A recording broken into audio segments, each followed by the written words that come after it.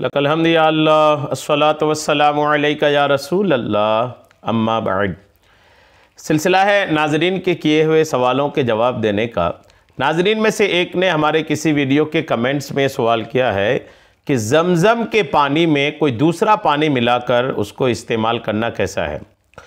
उमूमन लोग हज उम्रा से जब वापस आते हैं तो ज़मज़म का पानी चूँकि एक महदूद अंदाज में यानी एक लिमिट अंदाज में पानी जो है लाने की इजाज़त होती है, तो वो लेके आते हैं और फिर यहाँ पर उस पानी में दूसरा पानी मिला करके उसको फिर वो तकसीम करते हैं, पिलाते हैं। ये सारा कुछ होता है, ये सबको पता है।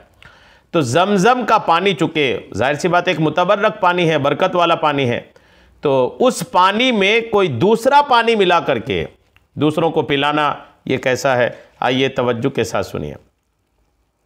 हज या उम्रा से आने के बाद वहाँ के तबर्रुकात मसलन खजूर, ज़मज़म और दीगर चीज़ अपने मुताल्लिकीन में तकसीम करना ये दुरुस्त है। तबर्रुकात है ये, चाहे आप ज़मज़म तकसीम करें चाहे खजूर वगैरह तकसीम करें, जायज़ है ये। बेहतर यही है कि रिश्तेदारों और दोस्तों वगैरह को जब ज़मज़म दे तो खालिस ज़मज़म दें। भले आप एक कतरा दें, लेकिन बेहतर यही है कि खालिस ज़मज़म बिना जो मिलावट का है वही आप तकसीम करें। जितनों को दें, जितनों को नहीं देने दें। अब एक कतरा भी अगर दिए तो जाहिर सी बात है एक एक कतरा, दो कतरा भी अगर देते हैं तो ये आप हज़ारों लोगों को पिला सकते हैं। कोई ज़रूरी तो नहीं आप एक भर करके ही दें। अगर आपने भर के दिया कोई शीशी में और उनको ये गुमान हुआ कि मिलावटी है, तो वो बात नहीं आती उनके मिजाज में, उनकी सोच में वो बात पैदा नहीं होती। वहीं पर अगर आप उनको बोलें कि ये बस 8-10 कतरे हैं लेकिन है खालिस, तो आप यकीन माने जिसको देंगे ना वो बड़ी अकीदत के साथ उस पानी को लेगा। तो बेहतर यही है कि रिश्तेदारों, दोस्तों वगैरह को खालिस ज़मज़म दें, चाहे मिकदार में कम ही क्यों ना हो। अलबत्ता ज़मज़म में अगर आम पानी मिला दिया जाए तो इसका सबूत भी रिवायात में है। ठीक है, ज़मज़म में कोई दूसरा पानी मिला दिया जाए तो ये भी जायज़ है, ये भी नाजायज़ नहीं है। और ज़मज़म का पानी जो है इसकी खासियत यह है कि आम पानी में मिलाने से ज़मज़म की बरक़ात उसमें मुंतकिल हो जाती हैं। यह ज़मज़म के पानी की बहुत ख़ास बात है कि एक आम पानी जिसमें कोई खुसूसियात नहीं है, जब उस पानी को ज़मज़म के पानी के साथ मिला देते हैं तो उस आम पानी में ज़मज़म मिलने के बाद उस पानी में भी एक खुसूसियत और ज़मज़म क्या फैज़, ज़मज़म की बरकतें उस पानी में अल्हम्दुलिल्लाह हासिल होने लगती हैं।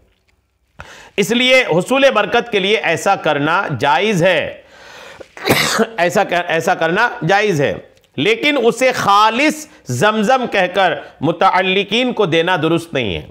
ये याद रखना चाहिए कि आपने मिलाया उसमें, और वो भी तब जबकि ज़मज़म का पानी कम और दूसरा पानी ज़्यादा आपने मिला दिया।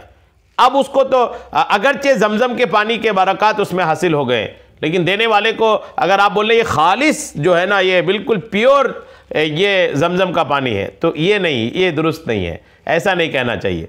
बल्कि ये हो कि वाज़े कर दें कि ज़मज़म का पानी तो जाहिर सी बात आप जानते हैं कि कम है, कम होता है, कम लाने की इजाज़त होती है, तो हमने उसमें मिला करके बड़ा सा बना लिया है और ये हम इसको तकसीम कर रहे हैं। ये वाज़े होना चाहिए। तो अगर ये वाज़े होता है तो कोई दिक्कत नहीं है, लेकिन ज़मज़म का पानी मिलाकर आप तकसीम करते हैं। और एक उर्फ़ भी है इसमें, उमूमन लोगों को पता है कि ज़मज़म का पानी कोई हज उम्रा करने वाला अगर तकसीम करता है तो उसमें मिलाता है, ये उर्फ़ भी है, लोगों में ये बात मशहूर भी है। भले आप नहीं बताएं लेकिन मशहूर है ये, क्योंकि खालिस ज़मज़म जो है वो लाने की इजाज़त बहुत थोड़ा सा होता है। जब थोड़ा सा है तो फिर जाहिर सी बात है कि किस किस को तकसीम करेगा। तो अगर मिला रहे हैं ना, तो अगर उर्फ़ है, सबको पता है कि मिलावट है, तब तो कोई हरज नहीं। और अगर किसी इलाके में उर्फ़ नहीं है या सामने वाला बोला आपसे कि मुझे कोई थोड़ा सा इसे ही लेकिन आप खालिस ज़मज़म दो, तो आपको फिर मिलावट वाला उस वक्त नहीं देना चाहिए। खालिस ज़मज़म जो आपके पास रखा हो, भले आप 8-10 कतरे हों, तो वही खालिस ज़मज़म ही दें। मिलाने में कोई हरज नहीं, मिलावट वाला तकसीम करने में भी कोई हरज नहीं है, बस उर्फ़ होना चाहिए, एक चलन होनी चाहिए। अल्लाह करीम हम सबको इस पर अमल की तौफ़ीक़ अता फ़रमाए। आमीन बिजाहिन नबिय्यिल अमीन सल्लल्लाहु तआला अलैहि वसल्लम।